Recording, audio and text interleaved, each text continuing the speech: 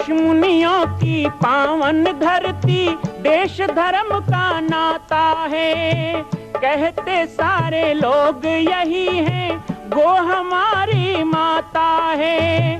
जाग उठो ओ भारतवासी, जाग उठो ओ भारतवासी, गो पर छुरियां चलती हैं। बंद करो गो माँ की हत्या, सारी जनता कहती है। बंद करो गो माँ की हत्या, सारी जनता कहती है।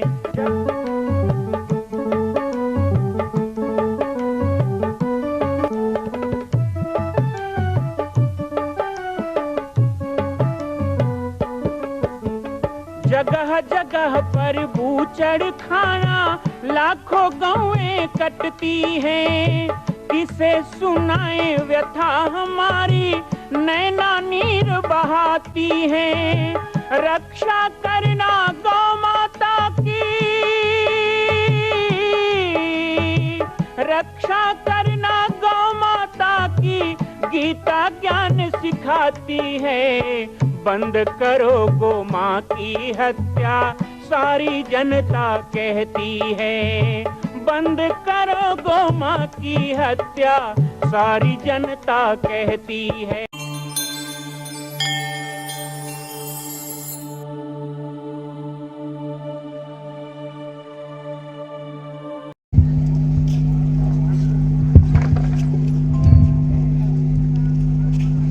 पाटेश्वर धाम से सन्यासी पधारे हुए हैं।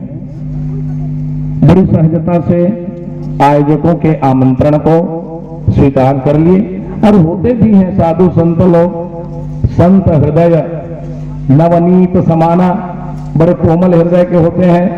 जब भक्त लोग जाते हैं तो चाहे जितना भी कठिन क्यों न हो, रास्ता दुर्गम क्यों न हो, वे बड़ी उदारता से, बड़े प्रेम से आमंत्रण स्वीकार करके वहां तक आते हैं। इसी तरह से हमारे बीच में सन्यासी जी पधारे हुए हैं।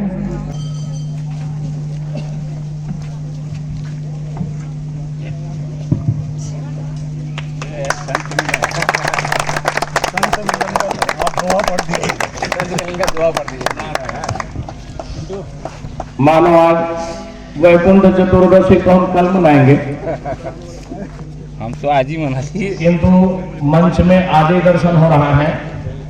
इसे हम एक प्रकार से हरिहर मिलन का स्वरूप दे देंगे। भाई रमाकांत जी से निवेदन करता हूँ महाराज जी का पुष्पमाला से अभिनंदन करें।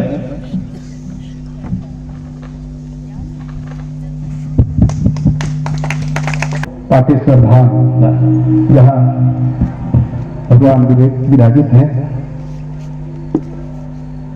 वहां को संवर्धित करने वाले, पूरे छत्तीसगढ़ में धर्म ध्वजा को फहराने वाले बाल साधु श्री बालक दास जी महाराज महात्यागी, उनका भी दर्शन आप सब लोग कर रहे हैं। जोरदार एक बार कलकल ध्वनि से आप सब लोग उनका भी स्वागत करें। इसीलिए गीता में भगवान कहते हैं क्योंकि अन्न की अगर प्राप्ति करना होगा तो यज्ञ आपको करनी पड़ेगी। किसी चीज की अगर प्राप्ति हो तो यज्ञ भी एक प्रकार से नहीं है। यज्ञ के लिए, क्योंकि जितने संसार के शब्द है सब किसी न किसी धातु से बना हुआ है। हमारे यहाँ धातु की मात्रा है और उस धातुओं से उन शब्दों की निष्पत्ति होती है। एक यज्ञ नाम का धातु है, उसके 3 अर्थ निकलते हैं उस धातु के: पूजन, संगतिकरण और दानेश।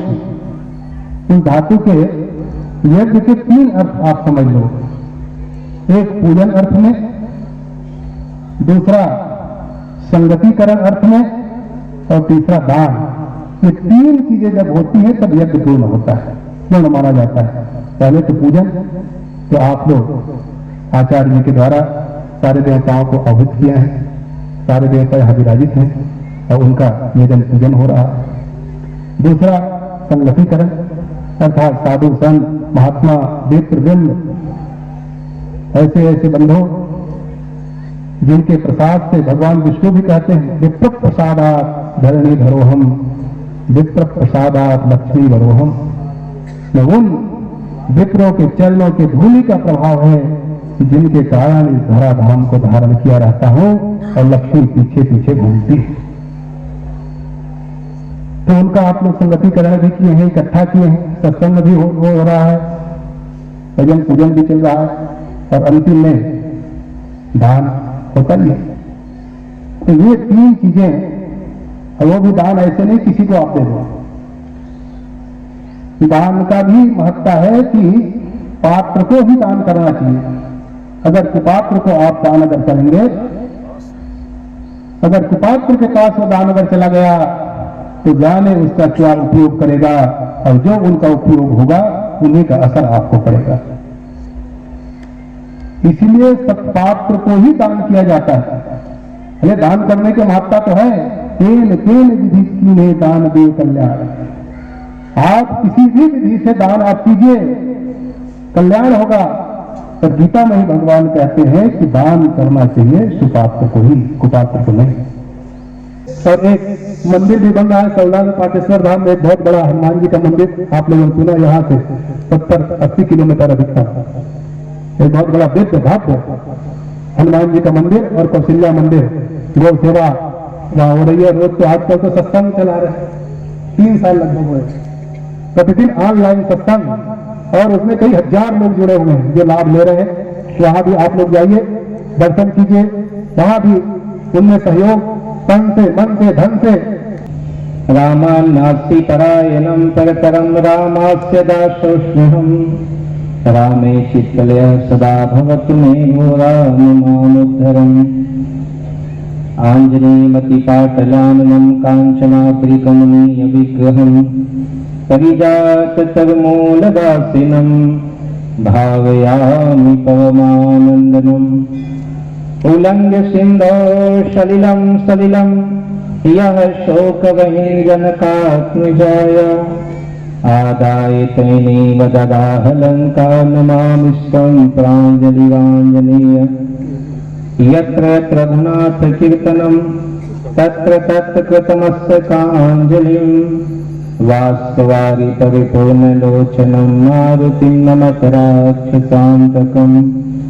सर्वे भवन्तु सुखिनः सर्वे सन्तु निरामयाः, सर्वे भद्राणि पश्यन्तु मा कश्चित् दुःखभाग् भवेत्। एक बार शिवगंगा के पावन तट में इस यज्ञ विधि पर, यज्ञ भूमि पर विराजमान इस संत विप्र जनों की जो सभा है, और यहाँ जो ओजपुर वाणी का प्रसारण हो रहा है, आप सबसे चाहूंगा जोरदार जय घोष होना चाहिए। जरा मुट्ठियां बांध लेंगे, बोलिए भारत माता की जय, माता की, सनातन हिंदू धर्म की, लक्ष्मण की, भैरवनाथ बाबा की।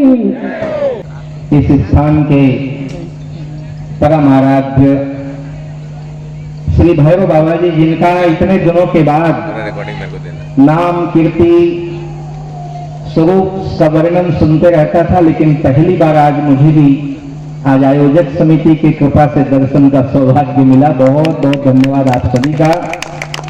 ऐसे श्री भैरव बाबा को प्रणाम करता हूँ, इस सिद्ध स्थान को, इस पावन धरती को, जहाँ यज्ञ होता है वो स्थान ऐसे ही पवित्र होता है। शिवगंगा का तट और यज्ञ भूमि, और उसमें भी मुद मंगल में संत समाजो। त्रिवेणी यहां विराजमान है, जगत गुरु ब्राह्मण और सन्यासी महाराज बैठे हैं, मैं भी बैठा हूं बैरागी। तो विप्र, सन्यासी और बैरागी, ये तीनों संगम आप लोगों को मिल रहा है एक ही मंच पर। और विद्वता की पराकाष्ठा आचरण ही होता है, और आचरण छिपाए नहीं छिपता। जैसा कि हमारे ब्रह्मचारी जी ने यहां पर आज कहा कि हम सब जो भी करते हैं यज्ञ से अलग तो कुछ भी नहीं। जब हम कहते हैं आध्यात्मिक चर्चा, आध्यात्मिक संत, अध्यात्म का वातावरण, तो यहां पर अध्यात्म शब्द ही एक यज्ञ है। आत्म का अध्ययन करना ही अध्यात्म होता है। हम रामायण का अध्ययन करें, हम गीता का अध्ययन करें, हम वेद का अध्ययन करें, शास्त्र का अध्ययन करें, सबका अपना अपना विषय होता है। माताएं अपने गृह कार्यों का अध्ययन करती हैं। आप लोग भी बहुत सारा अध्ययन आजकल मोबाइल के माध्यम से करते रहते हो, दिन भर लगे रहते हैं सब। अच्छा अध्ययन भी है, अच्छा खराब दोनों। लेकिन जो आत्म तत्व का अध्ययन करने लग जाए, जो स्वयं का ही निरीक्षण करने लग जाए, जो स्वयं को ही आंकने लग जाए, जो स्वमूल्यांकन करने लग जाए, वो अध्यात्म का प्रतीक होता है। यज्ञ की भूमिका में हमारे ब्रह्मचारी जी भी जुड़े रहते हैं। आचार्य जी का तो पूरा जीवन ही यज्ञ में है, और आप सभी यज्ञ में सेवा देने वाले सब दानवीर, भामाशाह और आयोजक और यजमान परिवार हैं। हमें भी यज्ञों में सेवा करने का अवसर मिलता है कई जगह यज्ञों के अनुष्ठान में गुरुदेव की प्रेरणा से। हमारे संतगण कहते हैं एक सच्चरित्र व्यक्ति, एक धार्मिक व्यक्ति, एक धर्मभीरु आध्यात्म यज्ञ कर्म त्यागने का भी नहीं है, और यज्ञ से हम अलग हो ही नहीं सकते। विद्याध्ययन करने वाले विद्यार्थी को भी यज्ञ का यजमान ही माना गया है। जिस तरह यज्ञ भूमि में हवन कुंड बने हुए हैं, वेदी में देवताओं की स्थापना है, और यहां स्वाहा के द्वारा हम देवताओं को पुष्ट करते हैं। एक विद्यार्थी के लिए उसका विद्यालय ही यज्ञ भूमि है, यज्ञशाला। हवन कुंड उसकी पुस्तकें होती हैं या उसकी कॉपी होती है, और जो शब्द रूपी ब्रह्म को वो पढ़ता है, जानता है, समझता है, वो उसके द्वारा दी गई आहुति होती है, जिससे एक जीवन का निर्माण होता है, एक साक्षर भविष्य का निर्माण होता है। माताएं भोजन बनाती हैं, आप भी यज्ञ कर्म ही करती हैं। बस जिस तरह यज्ञ में पवित्र समिधा की आवश्यकता है, पवित्र वस्तुओं की और मंत्र की पवित्रता, मंत्र की शुद्धता आवश्यक है, ऐसा ही यदि जीवन में भोजन शैली बना लें तो आपका रसोई घर भी यज्ञ है। बिल्कुल व्यवहारिक ज्ञान है कि आपका रसोई घर, हाँ रसोई होगा तो, खाली किचन होगा तो अलग बात। आपका रसोई घर भी एक यज्ञशाला ही है। आप अग्नि को भगवान का मुख कहा गया। एक बार बड़ी विडंबना हो जाती है, स्वामी जी कई बार घाटकोपर मुंबई में कथा कर रहा था, 8-10 साल पहले की बात है। तो हमने ऐसे बहुत सी बातें बताई, तो कहा पंच कवल कर जीवन लागे, 5 कौर निकालना। तो पहला अंश, पहला हवन अग्नि को होना। और हमारे यहाँ तो एक परंपरा रही है कि गौ ग्रास निकालना, अग्नि का ग्रास निकालना, अतिथि का ग्रास निकालना, यहां तक कुत्ते तक का ग्रास निकालना, उसके बाद ही भोजन करना। तो बोले अग्नि का ग्रास निकाले कैसे, अब तो गैस चूल्हा का मामला है, उस अग्नि में तो हवन कर नहीं सकते। तो जहां यज्ञ होते हैं वहां दिया गया अन्न, आपके द्वारा अग्नि को ग्रास नहीं दिए जाने का जो पाप होता है वो दूर कर देता है। इसलिए भी जहां यज्ञ हो वहां दान दे, लेकिन उसका अनुपात कितना होना चाहिए ध्यान रखिएगा। कितने कितने दिन में यज्ञ मिलता है, अनुपात भी देखना है। 1.25 किलो में काम चल जाएगा कि 51 किलो में काम चलेगा, वो देखना होगा। कई लोगों का बहुत ज्यादा उधारी हो गया है, हवाला टाइप हो गया है, उनको तो ट्रकों में देना पड़ेगा। तो यज्ञ में दान देने का अर्थ यह नहीं है कि केवल यज्ञ को सहयोग देना, वस्तु देना, बल्कि आपके द्वारा संचित पापों को यज्ञ कर्षित कर लेता है, समाप्त कर देता है, स्वाहा कर देता है। हमारे एक बड़े अच्छे संत हैं प्रयाग से, जगत गुरु रामानुजाचार्य जी, घनश्यामाचार्य जी महाराज, एक बार मेरे यज्ञ में पधारे तो वो कह रहे थे कि यज्ञ में 3 चीज होता है। हालांकि थोड़ा विनोद की बात है, क्योंकि अब इतने कठिन कठिन भाषा में है ना महाराज जी ने बता दिया है, तो मुझे लगा मेरा तो नाम ही बालक दास है, बालक दास, तो बालक को तो विनोद अच्छा लगता है। अब ये भी हमारे आचार्य जी कह रहे थे, बड़े प्रखर वक्ता है। देखिए देश समय के अनुसार। परशुराम जी हरदम फरसा लेके नहीं बैठे रहते थे, भजन पूजा भी करते थे। तो समय होता है और आवश्यकता पड़ती है तो सचमुच शास्त्र और शस्त्र दोनों की आवश्यकता होती है और वैसा वैसा।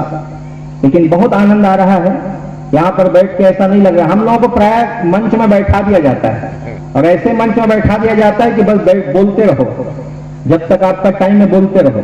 कभी कभी ऐसा मिलता है कि भैया ऐसा लगता है कि बैठे हैं, बातचीत कर रहे हैं, घर परिवार की बातें हो रही।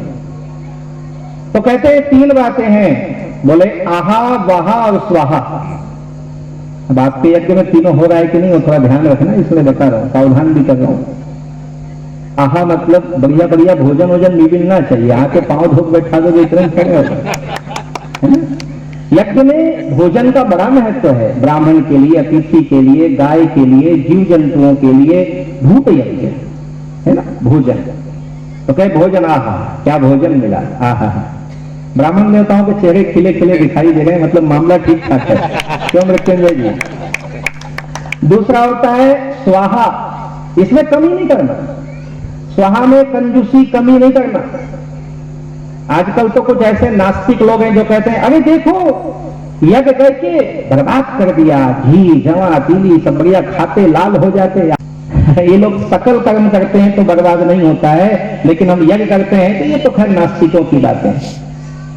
लेकिन यज्ञ में अपनी ओर से किसी प्रकार की कमी, जब यज्ञ समिति के लोग पाटेश्वर धाम आए थे मेरे पास मिलने, तो मैंने कहा था कि सबसे बड़ी बात होती है, जिस तरह हमारे शरीर में रक्त का प्रवाह है, जैसे यज्ञ के एक एक पोर पोर में गो माता का घी, गाय का घी नहीं हुआ तो यज्ञ असफल हो जाता है। आजकल लोग बाजार के घी से यज्ञ करते हैं और इसीलिए बड़े बड़े यज्ञों का भी छोटा छोटा भी फल नहीं मिलता, क्योंकि विधान ही गलत हो जाता है।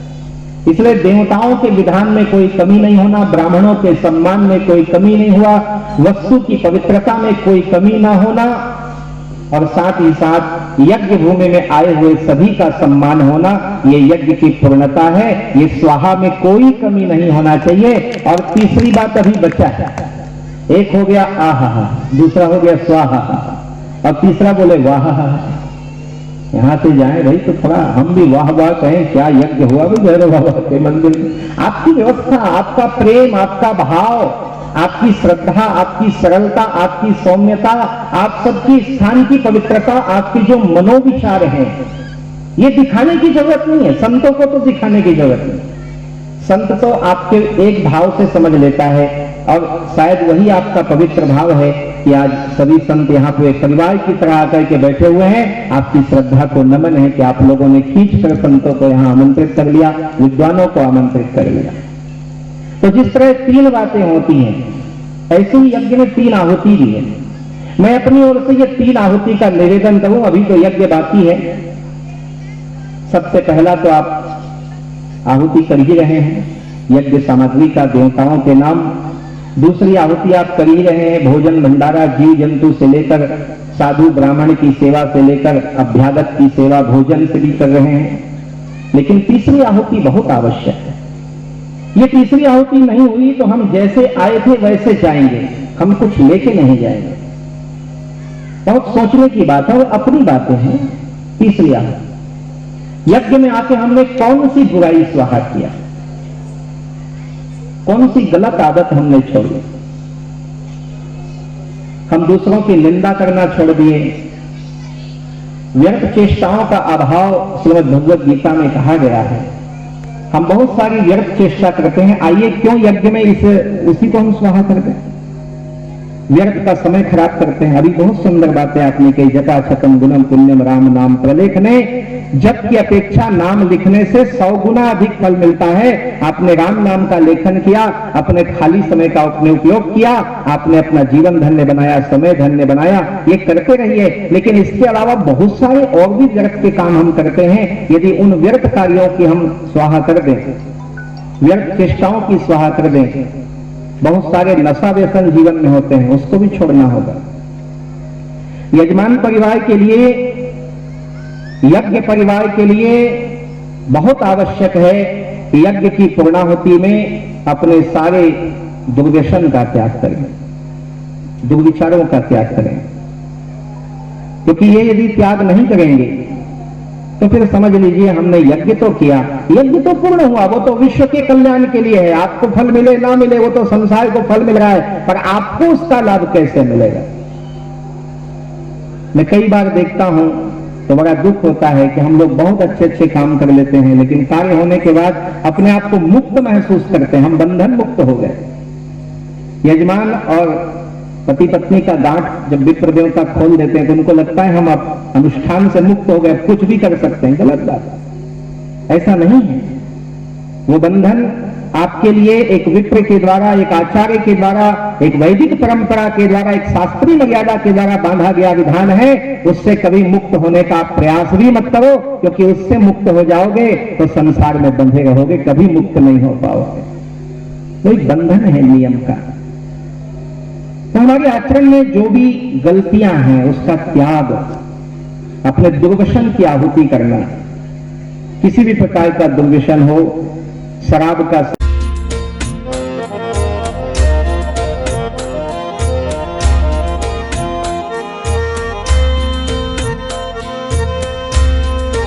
मां कौशल्या की पावन जन्मभूमि छत्तीसगढ़ प्रांत में बालोद जिला में स्थित है श्री सर्वसिद्ध शक्तिपीठ जामड़ी पाटेश्वर धाम। परम पूज्य सद्गुरुदेव राजयोगी बाबा जी की तपस्थली श्री पाटेश्वर धाम और विश्व के अद्वितीय मां कौशल्या जन्मभूमि मंदिर निर्माण का दर्शन करने और इसी प्रकार समसामयिक विषयों पर अपना ज्ञानवर्धन करने के लिए और 10,000 गायों के लिए बनने वाले श्री हनुमान नंदीशाला गो अभ्यारण्य का समाचार प्राप्त करने के लिए आप सभी देखते रहें YouTube चैनल पर राम बालक दास, और हमारे चैनल को आप सभी सब्सक्राइब करें, घंटी का बटन दबाएं ताकि आप सूचनाओं से जुड़े रह सकें। जय श्री राम, जय गौ माता, जय गोपाल।